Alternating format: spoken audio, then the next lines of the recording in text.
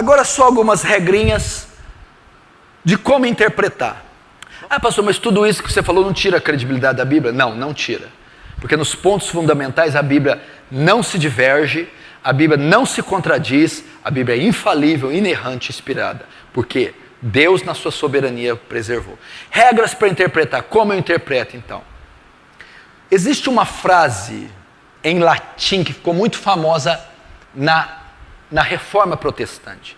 Esse era um dos meios principais que eles interpretavam a Bíblia ao ler. Esse termo em latim é orare et labutare. Orare et labutare. Orar e labutar. Orar e trabalhar. Por que orar? Porque a Bíblia é divina. Foi Deus que escreveu. Eu preciso da luz do Espírito Santo para interpretar.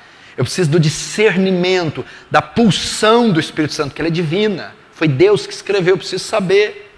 E labutare, porque a Bíblia tem gramática, foi escrito com alfabeto, com letra, tem uma história, ela é humana, ela precisa ser interpretada.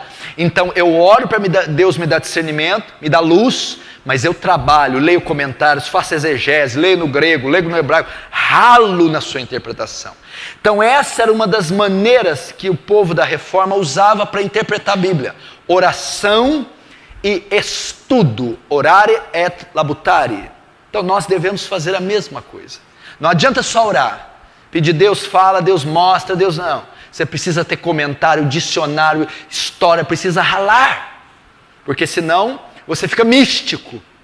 Mas não adianta só o labutare também. Porque se só labutar, você vai virar um crítico, um teólogo seco, frio, vagio, murcho, que relativiza. Não, orar para quê? Jejuar para quê? Santificar para quê? Se torna relativizado.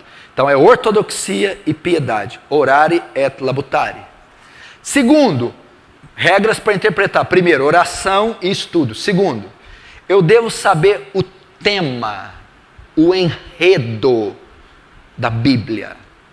Antes de ler, se eu ler com a perspectiva do tema central, eu vou ter uma interpretação mais próxima do que Deus quer falar. Então, antes de ler esse livro, qual é o tema principal? Qual é o enredo? Qual é a trama? Qual que é a espinha dorsal do livro? A mensagem central da Bíblia é a história da redenção.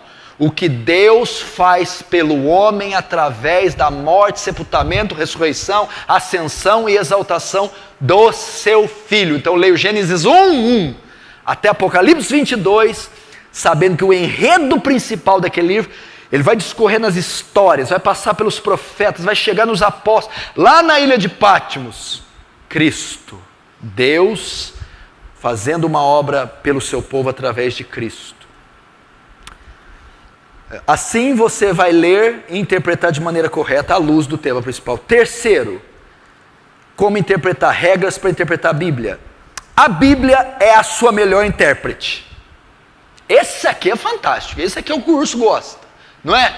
A Bíblia é o seu melhor intérprete. O que é isso?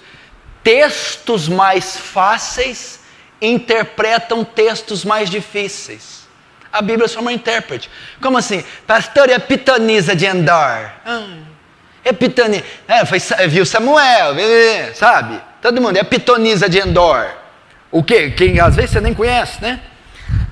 Saul vai consultar uma feiticeira para invocar o espírito de Samuel. Samuel foi o último dos juízes, juiz, profeta e sacerdote. Ele ministrava na época do reinado do primeiro rei, Saul. E o homem era dependente dele, Saul. Samuel morre. Saul, desesperado para buscar uma palavra, vai consultar uma adivinha, uma médium, uma bruxa. E ali, quem sobe lá, quem baixa lá, aparece Samuel. E a Bíblia diz, Samuel! Então, é um texto que dá margem para o espiritismo. Olha lá, Samuel reencarnou, apareceu, era uma sessão mediúnica. É um texto difícil. Tem maneira de se interpretar ele. Mas eu vou para outros mais fáceis. A Bíblia apoia o espiritismo? Não. Hebreus 9:27, o homem está ordenado morrer uma vez só. Depois disso vem o juízo. Deus está claro aí sobre o espiritismo. Pronto. Deuteronômio 18. Não achará entre ti quem consulta os mortos, nem necromante, nem adivinho. Aquele que faz tal coisa para o Senhor é abominação. Pronto, Deus está falando que o espiritismo é uma abominação. Textos mais fáceis. Textos que testificam clara. Porque a imagem, pastor. Porque a Maria. Não, tem textos claros. Então, a Bíblia é a sua melhor intérprete. Textos mais fáceis interpretam textos mais difíceis.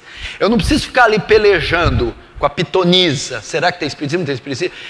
Tem outros textos que Jesus, que Deus, condena o espiritismo. Então, regras para interpretar. O Antigo Testamento é interpretado à luz do Novo Testamento. Como que você interpreta o Antigo Testamento? Você tem que ter o conceito do novo no seu coração. Por exemplo, no nosso conceito, para que serve sacrifício? Nós vamos excluir o Antigo Testamento? Não. Mas como ele vamos usar? Você vai oferecer animal aqui? Não. Você vai guardar dias? Não. Você vai fazer isso, isso, isso? Não. O escritor de Hebreus diz o quê? Que o Antigo Testamento, a lei cerimonial, os rituais eram sombras das coisas que iam vir. Eu interpreto o Antigo à luz da encarnação do Verbo, o Cordeiro Pascal, Cristo, o sacrifício sendo oferecido num espeto de madeira, a morte na cruz. As leis cerimoniais apontam para as leis morais do Novo Testamento. Então eu interpreto o Antigo à luz do Novo, né? Porque tem costumes, tem circunstâncias no Antigo Testamento que não são usadas. O escritor diz que entrou em caducidade, obsolescência, arquétipos, fim. A ordem levítica caiu no ano 70, quando o templo foi destruído por Tito, e agora é uma ordem segundo Melquisedeque. Então você interpreta o Antigo à luz do Novo, com a convergência toda na obra e na pessoa de Cristo e dos apóstolos. Então você lê assim. Estou terminando. Outra regra para interpretar a Bíblia: o texto quer dizer o que o autor quer dizer. Interessante isso, né? Os pentecostais, os carismáticos, por exemplo, falam coisas que não tem nada a ver. O que o texto quer dizer? O que o autor queria dizer. Então levo em conta o pano de fundo histórico. Por que Paulo pregou aquilo no Areópago? O Deus que fez o céu e a terra não é servido por mãos humanas, como necessitando de coisa alguma. E nem habita em templos feitos por mãos humanas. Dele vem o ar, respiração, nele nos movemos, estimos, vivemos. O que o autor quer dizer? Eu vou tirar aquilo ali para criar uma doutrina? Não. Paulo está fazendo um discurso criacionista. Ele está indo no Areópago, ele está em Atenas, ele está na capital da idolatria, ele está no contexto greco-macedônio. Não se cria, não se tinha a ideia de um Deus, de uma religião monoteísta, de um Deus triuno. Paulo vai então, ele não vai dizer de Jesus, ele vai dizer da criação. Então eu vou saber o texto quer dizer o que Paulo quis dizer. Ele vai provar para eles que existe um só Deus, é o Criador de todo o céu e da terra. E aí até chegar em Jesus. O sentido natural tem que ser preferido ao sentido figurado. Como é que é? Sempre quando você lê, você tem que ver o sentido literal, natural. Ele deve ser preferido. Por exemplo, quem não crê será jogado no inferno. Não, inferno é figurado, não existe. Não, sempre opta pelo literal, pelo natural. Inferno é inferno. Só opta pelo sentido figurado quando for explícito. Eu sou a porta. Você não falou literal? Jesus é uma porta. Jesus não é uma porta, não tem maçaneta. É figurado. Ele está dizendo que ele é a maneira, ele é o método que eu chego a Deus, a porta. Mas sempre quando ler, opte pelo sentido natural. Por quê? Porque a nossa geração já estragou a interpretação. Os neopentecostais só interpretam no sentido figurado, tudo é figurado. Não, aqui pé não é pé, aqui vinho não é vinho, aqui Jesus não cansou, aqui não foi sangue que ele suou, é tudo figurado. Não, é natural, é literal. E último, o texto deve ser interpretado à luz do seu contexto. À luz do seu contexto. O que quer dizer isso? Texto sem contexto é pretexto para uma heresia. O que mais gera seita, engano? A pessoa está pregando, está evangelizando, está ensinando, está escrevendo livro, e ela está usando a Bíblia, mas um texto fora do seu contexto. O que é o contexto? Versículos anteriores e versículos posteriores ao texto vão definir o que o texto está dizendo. Então nunca traduza um texto fora do seu contexto. O que é o contexto? É assim, ó. João 3,16. Porque Deus amou o mundo de tal maneira. Qual que é o contexto? Quem falou esse texto? Jesus. Para quem falou? Nicodemos. Quem era Nicodemos? Um príncipe dos fariseus. Que época que foi? Aí você vai chegar na interpretação correta.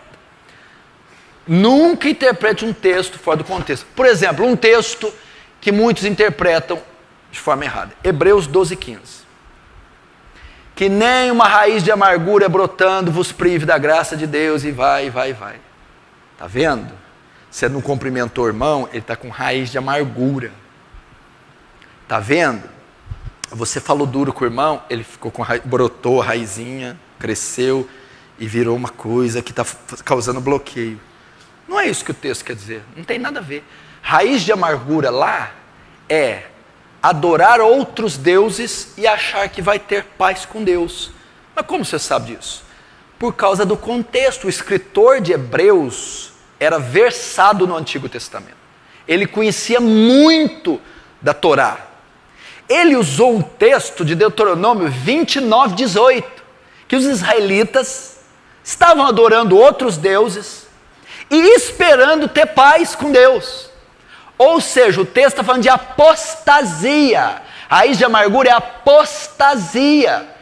Cuidado para não se desviar da verdade, cuidado para não adorar outros deuses, achando que Deus vai aprovar. E muitos se contaminem.